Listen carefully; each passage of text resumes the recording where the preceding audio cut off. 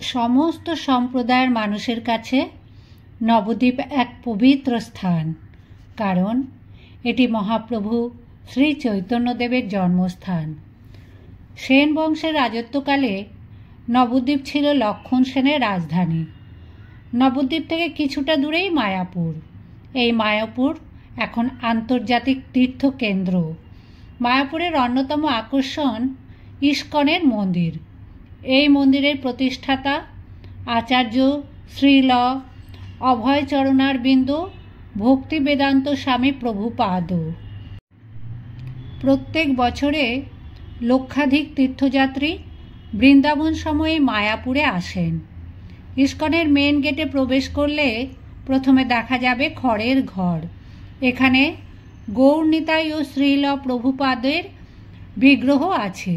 শ্রীল প্রভুপাদ প্রথম শ্রীধাম মায়াপুরে 2.5 কাঠা জমি কিনে ভজন কুঠির তৈরি করেন।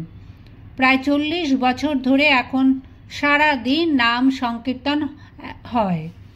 সেই সময় এখানে শ্রীল প্রভুপাদ সহ ভক্তগণ থাকতেন এবং একদিকে গৌরনিতাই পূজিত হতেন। পরবর্তীকালে অনেকগুলি ভবন নির্মিত হয়। এই মায়াপুরকে অনেকে মঠ নগরী বলেন, কারণ সারা মায়াপুর জুড়ে রয়েছে অসংখ্য মঠ। প্রতিটি মঠেই রাধাকৃষ্ণের বিগ্রহ। তবে মায়াপুরের সবচেয়ে বড় আকর্ষণ ইস্কনের মন্দির। মন্দিরটি তৈরি করতে $100 লক্ষ ওপর খরচ হয়েছিল। ইস্কনের মেন গেট থেকে 100 মিটার এগিয়ে গেলে মায়াপুরের সেই আন্তর্জাতিক খ্যাত চক্রদয় মন্দির। এই মন্দিরটি মায়াপুরের মূল আকর্ষণ। মূল মন্দিরে আছে রাধাকৃষ্ণের মূর্তি, সঙ্গে রয়েছে অষ্টসখী, রয়েছে সিংহদেবের ও ইস্কনের প্রতিষ্ঠাতা প্রভুপাদের মূর্তি। মন্দিরের ভেতরের অপূর্ব কারুকার্য দর্শনার্থীদের আকর্ষণ করে। পাশের মন্দিরে রয়েছে পঞ্চতত্ত্ব বিগ্রহ।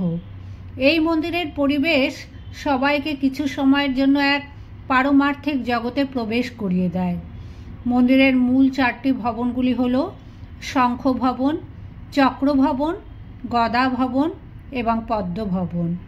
এছাড়া অন্য ভবনগুলির নামকরণ করা হয়েছে বংশী ভবন, প্রভুপাদ ভবন, নিত্যানন্দ কুটির, চৈতন্য ভবন, গৌরাঙ্গ কুটির। এখানে মোট 45টি বিভাগ আছে। মেইন গেট থেকে ডান দিকে 180 ফুট উচ্চতা বিশিষ্ট প্রভুপাদর সুবিশাল মন্দিরটি এক অন্যতম আকর্ষণ। সুনিপুণ কারুকার্যে নির্মিত এই সমাধি মন্দির। শ্রীল প্রভুপাদের শ্রী বিগ্রহ এখানে প্রতিদিন পূজিত হয়। অপূর্ব কারুকার্যের নিদর্শন এই মন্দিরের ভেতরের শোভা দর্শনার্থীদের চোখ টানে। মন্দির গাত্রের অপূর্ব চিত্র ভাস্কর্য অসামান্য শিল্পকলার এক অপূর্ব নমুনা।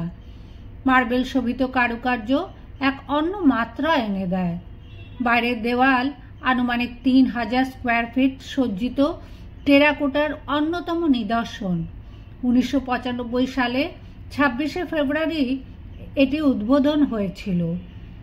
ঘোরানো সিঁড়ি বেয়ে মন্দিরের ওপরে ওঠা এক নতুন অভিজ্ঞতা। মন্দিরের দ্বিতীয় তলায় রয়েছে প্রভুপাদের জীবনীমূলক সংগ্রহশালা। তার জীবনের নানা ঘাত প্রতিঘাত জীবন্ত হয়ে উঠেছে কৃষ্ণনগর ঘূর্ণের শিল্পীদের হাতের অনুপম ছোঁয়ায়। মন্দিরের একেবারে ওপরে উঠলে দেখা যাবে স্রোতস্বিনী গঙ্গার নয়নাভিরাম দৃশ্য। ভরা বর্ষায় উঁচু থেকে গঙ্গার রুদ্র রূপ দর্শক পর্যটকদের কাছে এক নতুন অভিজ্ঞতা। মন্দির চত্বরে রকমারি ফুলের বাগান ঘেরা নৈসর্গিক দৃশ্য দর্শনার্থীদের মোহিত করবে। বিশ্বের সবচেয়ে ভারী পাথর মূর্তি রয়েছে এই মন্দিরে। রাধা মাধব মন্দিরের কাছে লোটাস বিল্ডিংয়ের দোতলায় রয়েছে শ্রীল প্রভুপাদের ঘর, যেখানে শ্রীল প্রভুপাদের সেবিত শ্রী মায়াপুর চন্দ্র গৌরাঙ্গ মহাপ্রভুর বিগ্রহ আছে। শ্রীল প্রভুপাদের ব্যবহৃত জিনিসপত্র ও শ্রীল প্রভুপাদের রচিত বহু ভাষার গ্রন্থও রয়েছে এখানে। এখানেই প্রভুপাদ গ্রন্থ অনুবাদ করে বিশ্রাম করতেন। এখানকার প্রতিদিনের বিভিন্ন অনুষ্ঠানগুলির মধ্যে অন্যতম আরতি প্রদর্শন।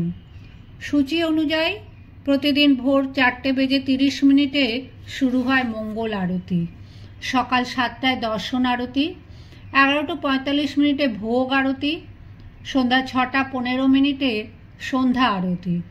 প্রতিদিন মন্দির ভোর 4:30 থেকে দুপুর 1টা পর্যন্ত এবং বৈকাল 4টে থেকে রাত্রি 8:30 পর্যন্ত খোলা থাকে। দুপুরে প্রায় 3 ঘন্টা মন্দির বন্ধ থাকে। মন্দিরের ভিতরে দর্শনার্থী এবং পর্যটকদের জন্য বিশেষ ভোগের ব্যবস্থা আছে। এর জন্য 35 টাকা, 70 টাকা এবং 120 টাকা মূল্যের কুপন সংগ্রহ করতে হবে। এই কুপন দেওয়া হয় গদা ভবন থেকে। এছাড়া মন্দির চত্বরে বিভিন্ন নিরামিষ খাবারের দোকান, ঔষধের দোকান, রেস্টুরেন্ট সবই আছে। রাধা মাধব মন্দির থেকে দক্ষিণ দিকে প্রায় 1.5 কিলোমিটার দূরে গোশালা রয়েছে।